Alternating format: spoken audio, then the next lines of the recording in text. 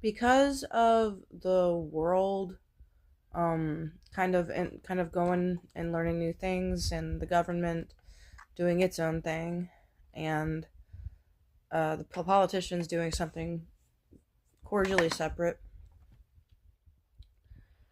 And with all of that happening, and since the government shut down, that alone is causing uh, holdups in a lot of documentation and moving forward of documents for individuals, civilians, and other, including hiring process.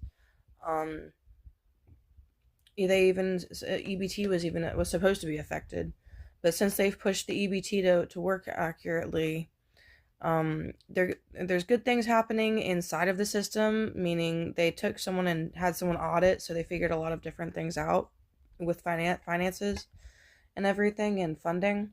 But EBT is not being affected by the government shutdown, but the civilians are, by people being overworked. And I'm going to try to explain that with my capability because I'm not seeing the middle, and it's probably a problem. It has to do with cable. It has to do with cable and satellite and people being controlled. And this is getting a little dark.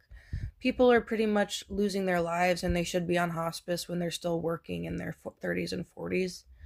And the government and politicians aren't changing things quickly enough for people to comfortably survive. At least that's what's happening in America. I'm sure it's happening in worse such scenarios in other places that are more controlled by satellite and computers. Conservative control is what I would call it, meaning you don't know about it as well. It's not openly known, and they try to gaslight you into being controlled regardless and not saying anything. And it's through a hidden device or camera, or, well, not camera, but phone, computer, a connection to a satellite,